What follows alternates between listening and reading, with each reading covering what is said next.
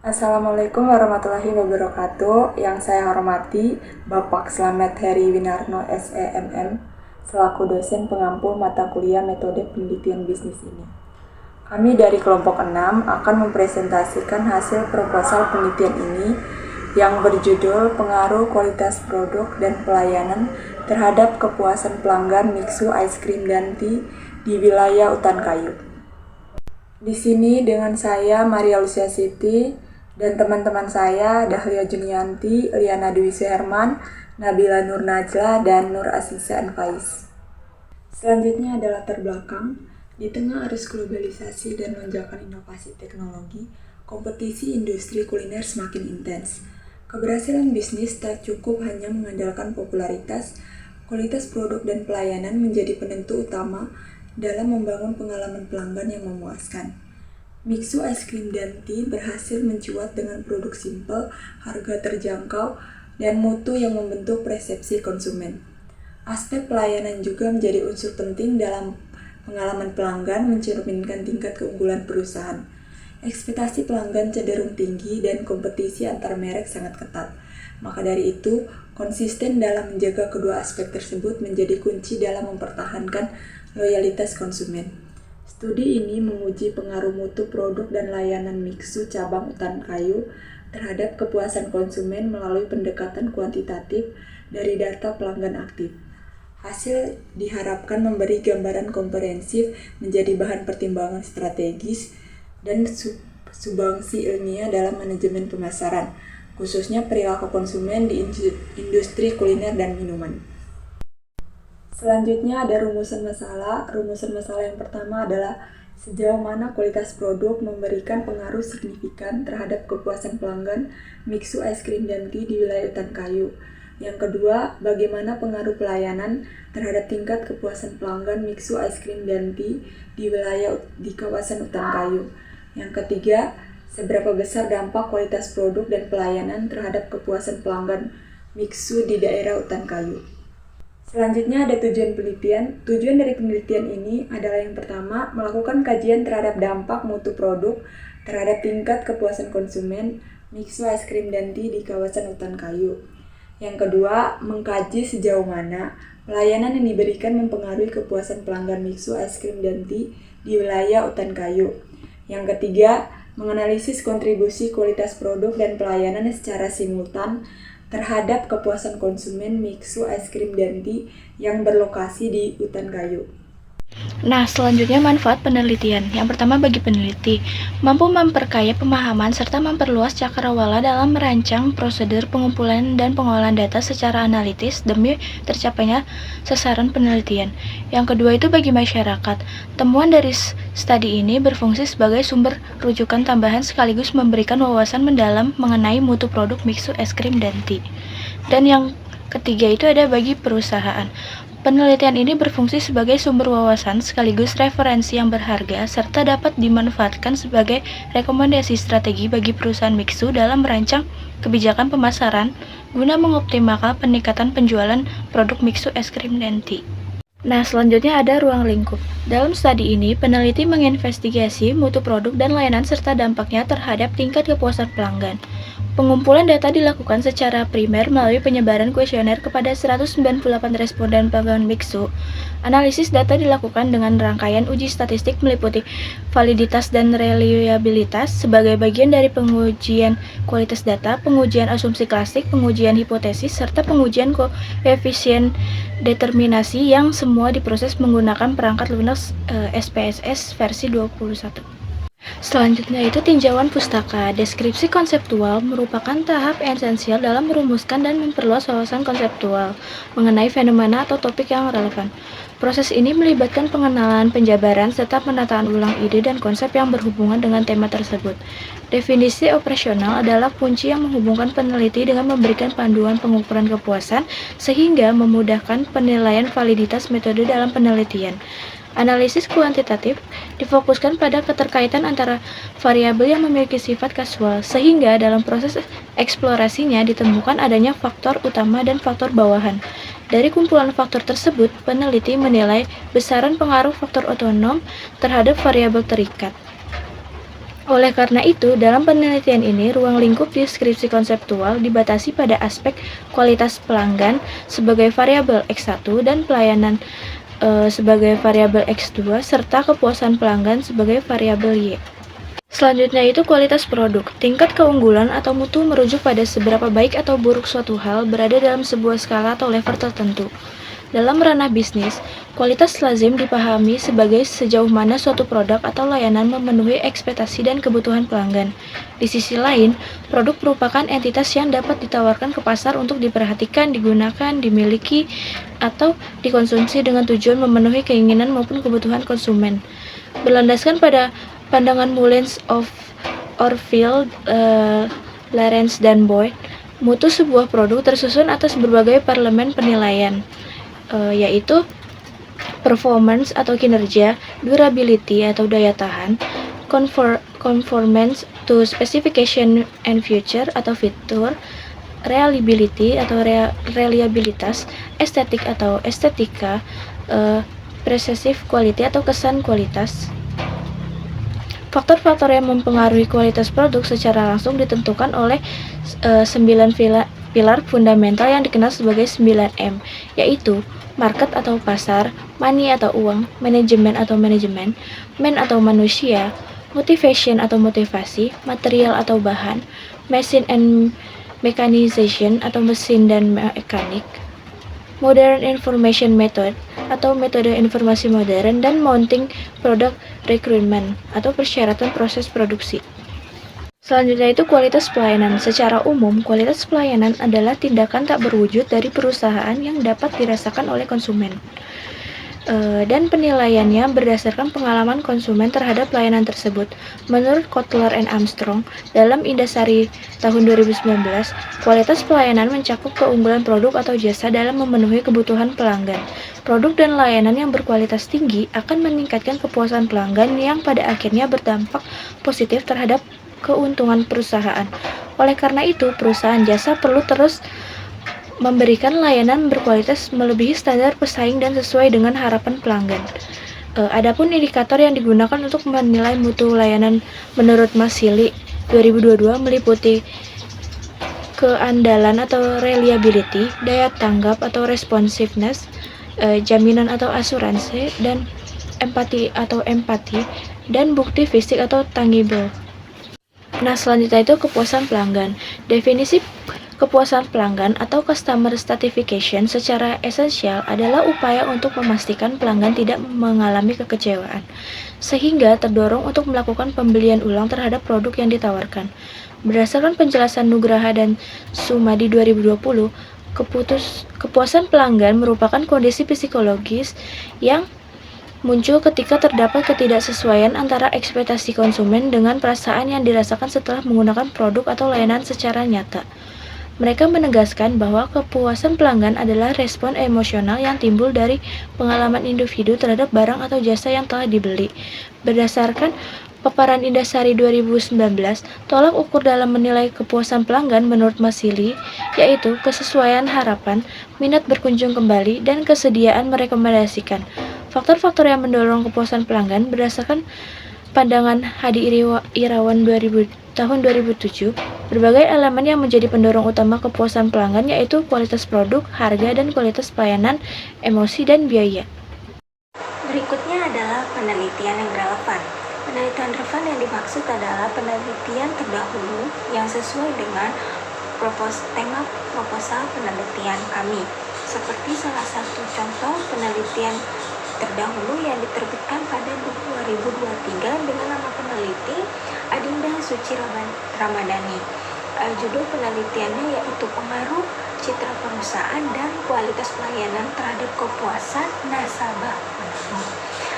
Persamaan dan perbedaan yaitu kesamaannya dari kedua studi ini terletak pada pendekatan yang digunakan, yakni sama-sama menggunakan metode kuantitatif dengan memperoleh datanya dengan penyebaran kuesioner, dan perbedaannya terdapat pada variabel bebas yang dianalisis, yaitu pada aspek kualitas produk dan pengaruh citra. Hasil penelitian dari jurnal Hal tersebut yaitu temuan penelitian ini mengindikasikan bahwa persepsi positif terhadap citra perusahaan serta mutu layanan yang diberikan memiliki dampak yang signifikan dan konstruktif terhadap tingkat kepuasan nasabah di PT Bank Nagari Cabang Buaya Padang. Adalah kerangka berpikir. Dalam pemikiran dalam studi ini disusun untuk mengevaluasi berbagai faktor yang berkontribusi atau yang berhubungan terhadap tingkat kepuasan pelanggan. Dalam hal ini, kualitas produk dan kualitas pelayanan ditetapkan sebagai variabel independen, sementara kepuasan pelanggan menjadi variabel terikat atau variabel dependen. Pengaruh mengacu pada hasil penelitian terdahulu oleh Putri dan rekan-rekan pada 2021 ditemukan secara parsial, baik kualitas produk maupun pelayanan memiliki pengaruh yang signifikan terhadap kepuasan pelanggan. Selain itu, kedua variabel tersebut juga terbukti secara simultan memberikan dampak yang berarti terhadap tingkat kepuasan konsumen. Berdasarkan uraian yang telah disampaikan, dapat dirumuskan suatu hubungan atau pengaruh antara variabel kualitas produk atau X1 dan pelayanan X2 terhadap kepuasan pelanggan I atau Y, yang kemudian digambarkan dalam ilustrasi berikut. Berikut adalah kerangka berpikir. Di dalam ilustrasi gambar tersebut, kualitas produk dan kualitas pelayanan memiliki pengaruh yang kuat, sama-sama memiliki pengaruh terhadap kepuasan pelanggan. Hipotesis merujuk pada alur pemikiran yang telah diuraikan sebelumnya atau kerangka pikiran telah diuraikan sebelumnya, maka hipotesis atau pernyataan sementara yang dapat dirumuskan antara lain adalah sebagai berikut. Yang pertama, H01, kualitas produk tidak mempengaruhi kepuasan pelanggan. HA1, kualitas produk mempengaruhi kepuasan pelanggan. Yang kedua, H01, kualitas pelayanan tidak berpengaruh terhadap kepuasan pelanggan. HA2, kualitas pelayanan dipengaruhi terhadap kepuasan pelanggan. Yang ketiga, H03, kualitas produk dan pelayanan tidak berdampak pada kepuasan pelanggan. Dan yang terakhir, HA3, kualitas produk dan pelayanan berdampak pada kepuasan pelanggan. Adalah metode penelitian. Dalam metode penelitian terdapat desain penelitian. Desain penelitian yaitu rancangan penelitian ini difungsikan sebagai acuan utama dalam menjalankan setiap penelitian secara terstruktur, sehingga mampu membimbing peneliti secara sistematis. Dalam konteks tahapan, desain ini meliputi berbagai unsur penting yang mendukung keseluruhan proses penelitian. Terdapat di dalam gambar tersebut tersaji tabel alur dari penelitian ini, yaitu dimulai dari latar belakang dan rumusan masalah, lalu ke landasan teori, lalu rumusan hipotesis, lalu ada populasi dan lalu ditentukanlah populasi dan pengembangan instrumen. Lalu selanjutnya ditentukan sampel dan pengujian instrumen, lalu pengumpulan data. Setelah terkumpulnya data, menganalisis data, lalu kesimpulan dan saran. Berikutnya adalah populasi dan sampel. Populasi berperan sebagai pusat perhatian dalam proses penelitian yang bertujuan untuk memperoleh temuan yang dapat digeneralisasi terhadap kelompok atau wilayah tertentu. Adapun jumlah penduduk sebagai populasi di wilayah Hutan Selatan tercatat sebanyak 36.823 jiwa, sedangkan Hutan Utara memiliki total 4.518 jiwa. Sebagaimana diungkapkan dalam data sensus penduduk tahun 2020 atau BPS, berdasarkan pemaparan tersebut, maka populasi dalam penelitian ini mengacu pada masyarakat yang berdomisili di hutan kayu. Lalu yang berikutnya adalah sampel. Sampel dalam hal pemberian sampel, subjek penelitian ini adalah konsumen mixu yang berada di kawasan hutan kayu yang ditetapkan sebagai responden melalui penyebaran kuesioner. Adapun sampel yang digunakan dalam studi ini berjumlah 198 responden yang terdiri dari konsumen biksu di wilayah Intan Kayu dengan penentuan jumlah responden berdasarkan rumus Moffett. Adalah teknik pengumpulan data. Berdasarkan hasil penelitian yang telah dilakukan, metode yang digunakan dalam menghimpun data adalah melalui penyebaran kuesioner dalam bentuk Google Form kepada para responden. Data yang dikumpulkan bersifat kuantitatif dan diperoleh melalui pendekatan pengumpulan data primer secara didukung oleh data sekunder, di mana data primer merujuk pada informasi yang diperoleh secara langsung dari sumber utama atau responden. Pengumpulan data jenis ini dapat dilakukan melalui berbagai teknik seperti wawancara tatap muka maupun tidak langsung, pengamatan langsung, diskusi kelompok terarah atau FGD, serta distribusi kuesioner. Sedangkan data sekunder merujuk pada informasi yang dikumpulkan bukan secara langsung oleh peneliti dari objek yang diteliti melalui pihak ketiga sebagai perantara. Jenis yang diperoleh secara tidak langsung dan biasa bersumber dari berbagai referensi tertulis seperti dokumen arsip, catatan historis, literatur ilmiah, jurnal, artikel, maupun buku yang telah tersedia sebelumnya sebagai hasil penelitian atau pencatatan terdahulu. Berikutnya yaitu ada teknik analisis data. Secara garis besar, metode analisis data terbagi menjadi dua kategori utama, yakni pendekatan kuantitatif dan kualitatif. Perbedaan mendasar antara keduanya terletak pada karakteristik data yang dianalisis.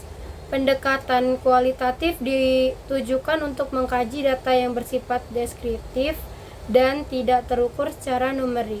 Sementara data yang bersifat kuantitatif dapat dianalisis menggunakan metode statistik maupun melalui pendekatan kualitatif.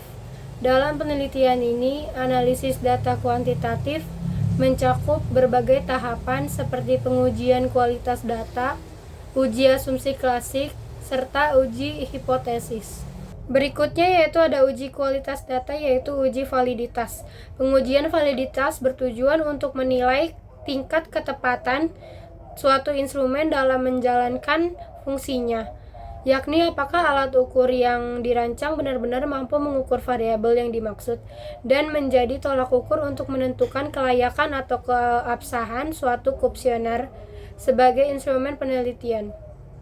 Penilaian validitas dilakukan dengan cara membandingkan nilai R hasil perhitungan atau korelasi persen dengan nilai R dari tabel.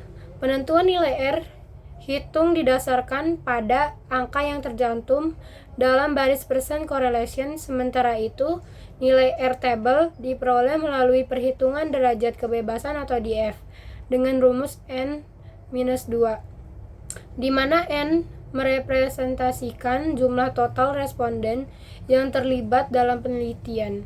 Standar yang digunakan dalam pelaksanaan uji validitas dijabarkan sebagai berikut. Yang pertama, instrumen dinyatakan valid jika R hitung melebihi R tabel.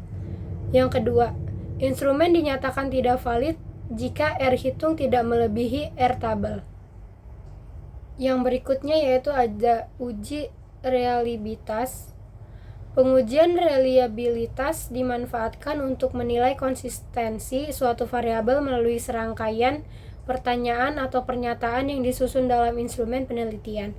Prosedur ini dilaksanakan dengan membandingkan nilai Cronbach alpha terhadap tingkat signifikan tertentu yang telah ditetapkan.